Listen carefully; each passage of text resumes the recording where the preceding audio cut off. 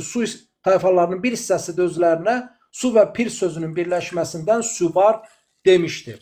Və həmin Subarlar eramızdan əvvəl 3-cü minillikdən var olmuş tayfa birliyidir, zaman zaman parçalanıb və onlar ən son eramızın demək 5-ci, 7-ci əsrlərində Suvar boyları kimi qarşımıza çıxır. Bununla yanaşı biz qədim mənbələrdə davar türk boylarının olduğunu görürük.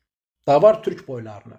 Bilindiyi kimi türk dilində davar qoyun və inək mənasına gəlir və bu davar sözü rus dilində əmtə, məhsul mənasında tavar mənasına gələn sözə çevrilib, həmçinin tavariş sözünə çevrilib.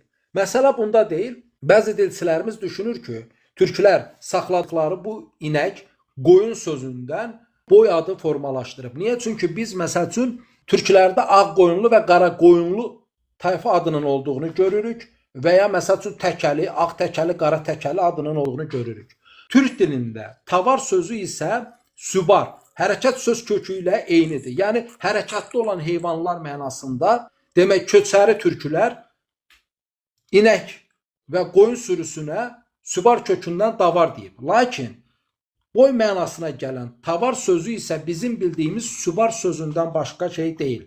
Yəni Subar türklərini sının tılaşması ilə bir qisim boy daha sonra davar adı ilə xatırlanıb.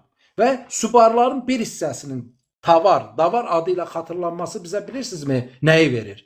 Bizə Təbriz şəhərinin və Tiflis şəhərinin adını verir. Biz bayaq nə dedik? Ağska türkləri ilə Şıxlıq, Daş Salahlı kəndi ərazisindəki əraziyə baxın və ortasında olan Tiflis adına baxın.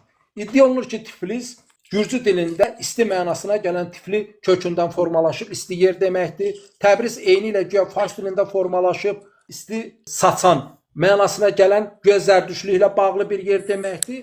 Lakin biz Subar boylarından danışırıq, onların yayılma arealından danışırıq və bizim adını çəkdiyimiz Təbriz və Tiflis həmin bu Subar boylarının yayılma arealında olan ərazilərdir.